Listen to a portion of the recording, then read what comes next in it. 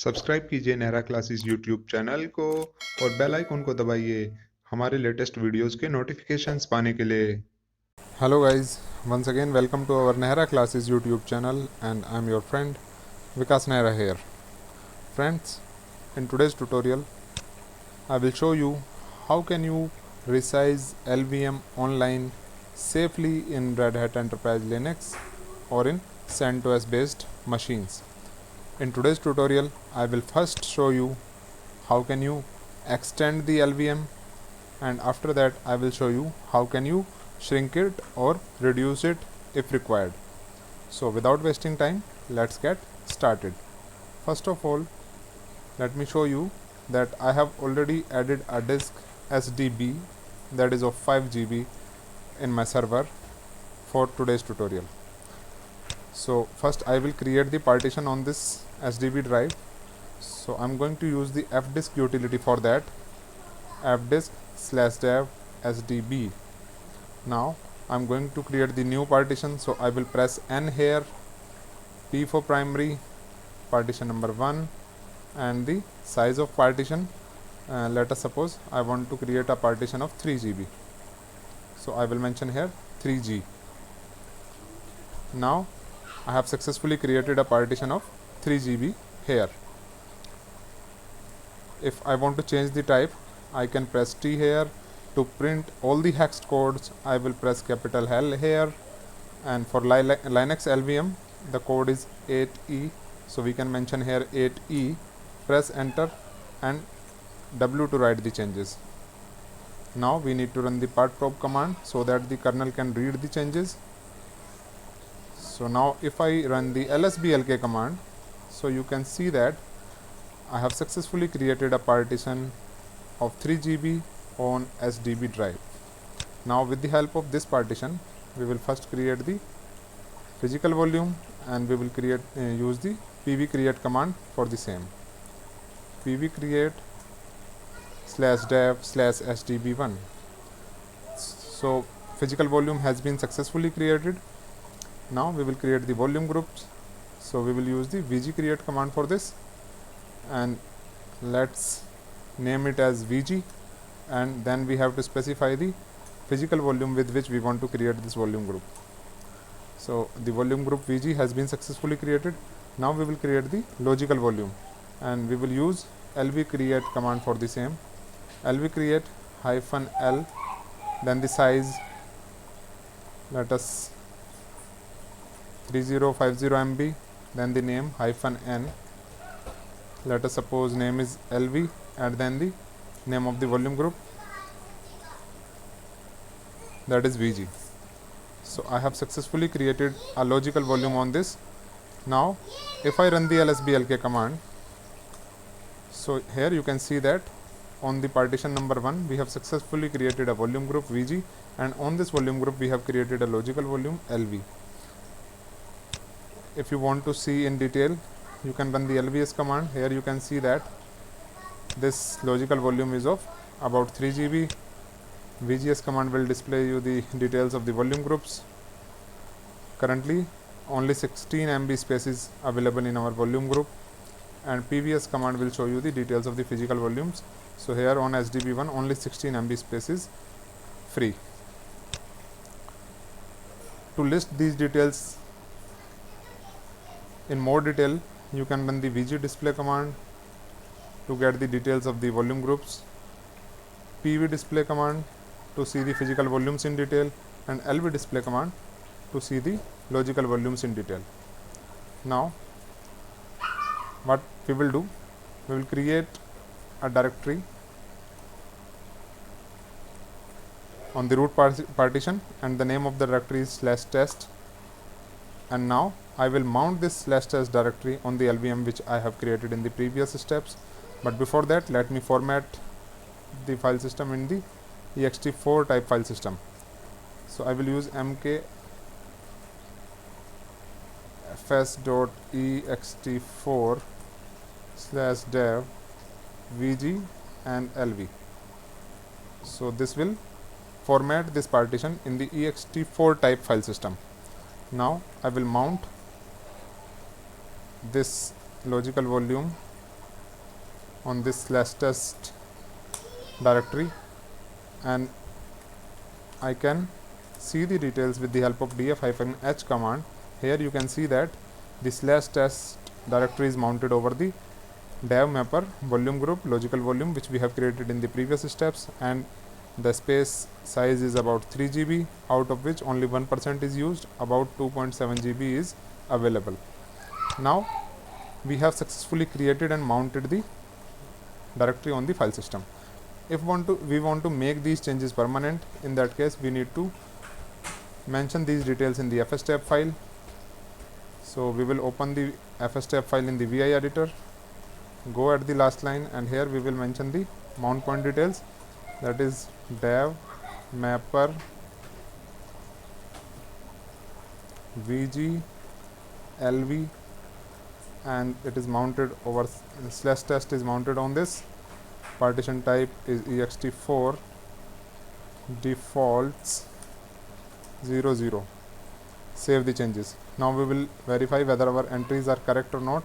So we will first unmount this slash test directory, run the df command. So it is successfully unmounted. Now I will run the mount-a command, and I will check again whether it is mounted or not. So it is successfully mounted. It means we have successfully made the correct entries in the etc fstab file. Now I will show you how can you extend this logical volume online without unmounting the directory. But before that, let me create some files and directories inside this slash test directory. So here currently no file or directories are present. So I am going to create some files here with the help of touch command. I am going to create 20 files in one go. So you can see that I have created 20 files. Let me create some more files and directories as well. So I have created a file with the name as cal.txt, in which the June 2020 calendar is there, and I am going to create some directories as well.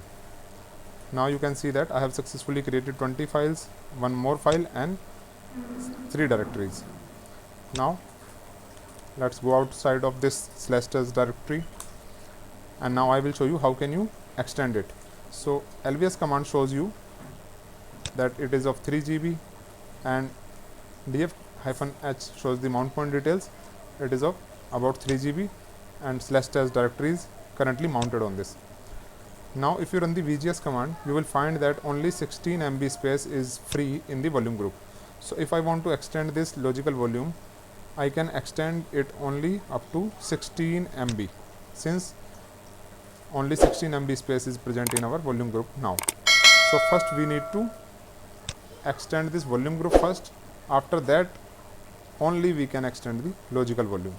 So to extend the volume group, we will have to create or add the additional physical volume into this volume group, and for that we need to create the partition again.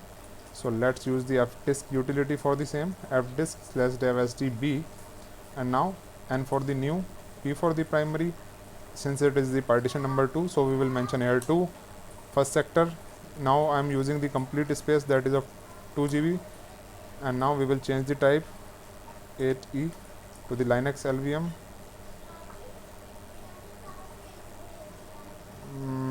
That is for partition number 2, and 8e Linux LVM, and w to save the changes. Now we will run the partprobe command. Now we will create the physical volume. So we will use pv create command for that, /dev/sdb2. Now we will use the vg extend command to extend the vg extend, name of the volume group and the physical volume with which we want to extend it. So we have successfully extended the volume group. Now if we will run the vgs command, you will see that currently 2 GB space is free. Earlier it was only 16 MB. So we can extend the logical volume by 2 GB now. Now I will show you how can you extend the VG in the further step. Here if you will run the lvs command, you will find that currently our logical volume is only of 3 GB. So we can use the lv extend command to extend the logical volume, lv extend -l, and the size, complete size which needs to be there after the extension, and after that we will mention the name of our logical volume,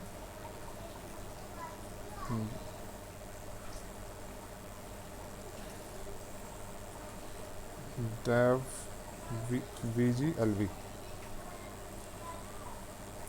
So actually it is showing at this only 515 are available, while it is we have requested for 517 extents. So what can we do? We can reduce this size a little. Let us suppose 5050 MB. So we have successfully extended the logical volume. Now if you run the LVS command, you will see that now LVS has changed to 5 GB in total. Earlier it was 3 GB. So we have successfully extended this logical volume by 2 GB. But if I run the df-th command, here you will see that it is only showing us the space as 3 GB. So what needs to be done? So here you can see that the changes on the LVM have not been implemented yet. So means the changes has been implemented, but they are not active. So to make them active, we can run resize to fs command. Resize to fs, then we will have to specify the path of the LVM VGLV, and then we have to specify the exact size which we have mentioned in the LV extend command. So this command will extend the logical volume. If you will run this time, you will see that now it will show you the size as 5 GB. Means the changes which were implemented in the LV extend command now became active. So in this way we can successfully safely extend the logical volume without unmounting the directory on the file system. And if we will go inside this /test directory, long list the contents, you will see that our data is intact. Our files and directories are still safe there. But it is always recommended that you must take the backup while doing anything on the LVM. Now I will show you how can you reduce the LVM. So in order to reduce the LVM, you must unmount the file system first. So currently the LVM size is about 5 GB. So I would like to reduce it by 3 GB. So how can you reduce it? Just look at this. But it is always recommended that we must not generally use this option to reduce the LVM. Means we generally should not reduce the LVM till the time it is very much required. So let's proceed with step by step. Here LVS command is showing that it is of 5 GB, and VGS command is showing that only 16 MB of space is present in our volume group. Now in order to reduce the LVM, first of all we will check the mount points and we will unmount the file system which we want to reduce. So here we need to first unmount this /test directory from this logical volume which we want to reduce. Now in the next step we will check the file system for errors, and to check the LVM we can run e2fsck command, e2fsck -f for forcefully checking, and dev mapper means the complete path of the LVM. So if there are some error or the bad blocks, then it will show you all those details. So we are good to proceed further. Now in order to reduce the LVM, we can run lv reduce command, lv reduce -l, and the size which we want to keep after reducing it. So I want to keep it 2 GB, means I want to reduce it by 3 GB. So we have to mention the size which we want to keep after reducing it. After that we will specify the LVM, that is dev, VG and LV. So So it will give you a warning. Do you really want to proceed? So generally we do not prefer reducing the LVM.